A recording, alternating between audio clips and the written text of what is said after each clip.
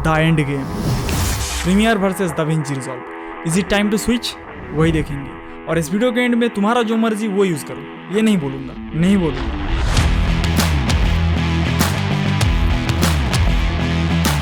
Da Vinci resolve, जो कि इतना दिन सिर्फ कलर ग्रेडिंग के लिए पॉपुलर था और एडोब का भी कोई टेंशन नहीं था, लेकिन वक्त बदल रहा है। एआई के साथ साथ कुछ अपडेट्स के बाद दाविंची रिजॉल्व अब प्रीमियर प्रो को भी बराबरी का टक्कर दे रहा है, कुछ मामलों में तो हरा भी रहा है। तो अब क्या हमें ट्रेंड को फॉलो करते हुए स्विच कर लेना चाहिए अपना वीडियो एडिटिंग सॉफ्टवेयर को? उसके लिए पहले कुछ की डिफरेंसेस को जानना होगा।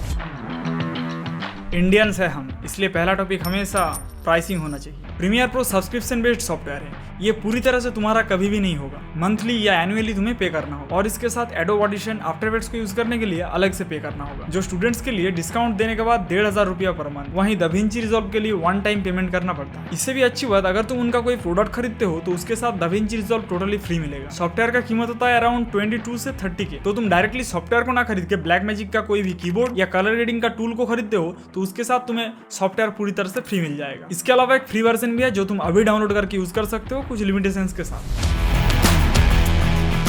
मेरा कंप्यूटर मिड रेंज का है और ऑनेस्टली बता रहा हूँ, इसमें दाविंची रिजॉल्व स्मूथली नहीं चलता है। कुछ इफेक्ट्स डालने के बाद तो प्लेबैक और भी स्लो हो जाता है, क्यों मुझे पता नहीं, बट प्रीमियर अच्छे से चल जाता है। 4K फुटेजेस का मल्टीपल लेयर ऐड करने के बाद प्लेबैक में दिक्कत आता है, बट जिसके लिए हर कोई नाराज है, क्रैश, वो बहुत ही ज्यादा होता है। एक बार भी ऐसा नहीं हुआ कि मेरा यूट्यूब वीडियो एक ही बार में पूरा रेंडर हो गया। और मुझे लगता है स्मूथ प्लेबैक एंड अच्छे परफॉर्मेंस के लिए हमें प्रॉक्सीज यूज करना होगा दोनों ही सॉफ्टवेयर में। प्रीमियर प्रो सिर्फ और सिर्फ वीडियो एडिटिंग के लिए अच्छा है। अगर तुम्हें ऑडियो एडिट करना है तो ऑडिशन पे जाना होगा, थोड़ा बहुत वीएफएक्स के लिए आफ्टर इफेक्ट्स पे जाना होगा, यहाँ तक कि एक मामूली बैकग्राउंड रिमूव करने के लिए भी आफ्टर इफेक्ट्स पे जाना होगा। लेकिन रिजॉल्व में सारे के सारे फीचर्स एक साथ देखने को मिलेगा। एडिट करने के लिए एडिट पेज, ऑडियो के लिए fair light, fusion page VFX के लिए। सो दाविंची रिजॉल्व के अंदर वर्क फ्लो थोड़ा सा आसान होता है क्योंकि हमें डिफरेंट सॉफ्टवेयर के बीच में स्विच नहीं करना पड़ता। बट कुछ कॉम्प्लिकेटेड एंड एडवांस वीएफएक्स के लिए तुम्हें आफ्टर इफेक्ट्स यूज करना ही पड़ेगा। इसके अलावा एडोब का डायनामिक लिंक और जो इकोसिस्टम है वो कहीं ना कहीं हेल्पफुल है।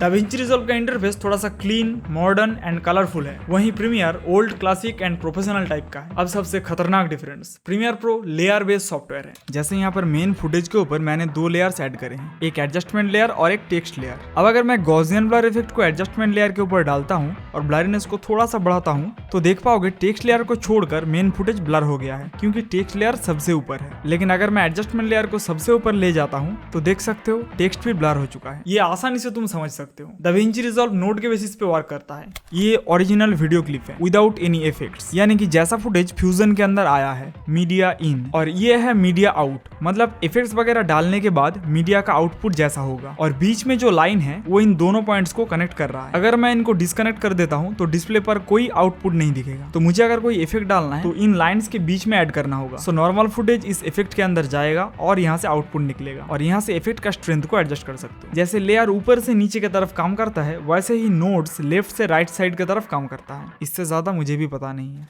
लेयर के कंपैरिजन में ये सीखना थोड़ा सा टफ है, लेकिन इससे काम करने में आसानी होगा क्योंकि टाइमलाइन पूरी तरह से क्लीन रहता है। नोड्स के लिए एक पर्टिकुलर सेक्शन।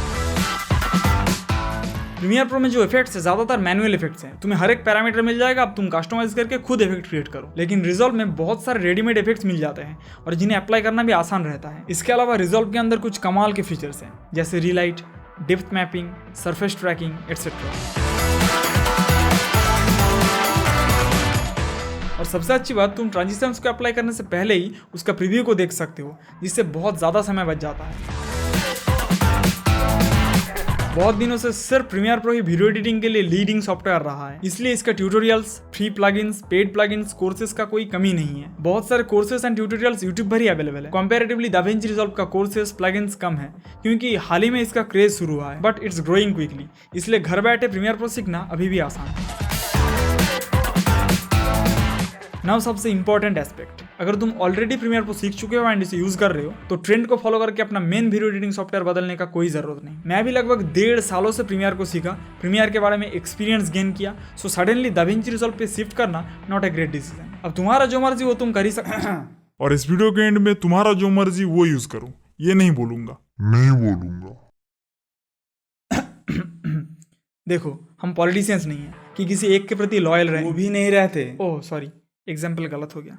हम दोनों सॉफ्टवेयर के एडवांटेज को लेने की कोशिश करेंगे। वो लोग ये लेते हैं। अच्छा, हम भी दोनों ही यूज करेंगे। जिसमें हमारा स्किल ज्यादा रहेगा वो होगा मेन वीडियो एडिटिंग सॉफ्टवेयर, और दूसरा साइड पे रहेगा कुछ पर्टिकुलर इफेक्ट्स के लिए, और धीरे धीरे उसे भी सीखने की कोशिश करेंगे। एक सॉफ्टवेयर में लॉन्ग वीडियोस और एक में शॉर्ट फॉर्म कंटेंट एडिट करेंगे। एडोब से हम क्या उम्मीद रख सकते हैं? कुछ ही दिन पहले एडोब फायरफ्लाई एंड फोटोशॉप में जनरेटिव फिल आया है। अब गलती से भी ये फीचर्स अगर प्रीमियर प्रो में आ गया तो सोचो क्या क्या हो सकता है, नहीं क्या क्या नहीं हो सकता है। प्रीमियर प्रो अनबीटेबल हो जाएगा। और मुझे एक चीज समझ में नहीं आता, दाविंची रिजॉल्व में जो फीचर्स अच्छे हैं उनको भी प्रीमियर में लाओ ना, और मुझे लगता है इससे कोई कुछ बुरा नहीं मानेगा। देखो, जहाँ एडिटर्स का काम आसानी से होगा और उसे ज्यादा फीचर्स मिलेगा, सब वहीं पे जाएंगे। सीधी सी बात है, एआई इतना एडवांस हो चुका है और एक सिंपल वीडियो का बैकग्राउंड रिमूव करने के लिए हमें अभी भी आफ्टर इफेक्ट्स यूज करना पड़ता है। ये फीचर तो फिल्मोरा में भी आ चुका है। इसलिए सबसे ज्यादा जरूरी है रोटोस्कोप का प्रीमियर में आना, और उसके साथ अगर 3D ट्रैकिंग मिल जाए तो बढ़िया हो जाएगा। और तुम्हारा कंटेंट भी बढ़िया है लेकिन उस पर कोई टच नहीं कर रहा तो थंबनेल सुधारना पड़ेगा। और मेरे जैसा थंबनेल बनाने के लिए इस वीडियो को पूरा देख लो। जल्दी मिलूंगा अगले वीडियो पर, तब तक के लिए बाय।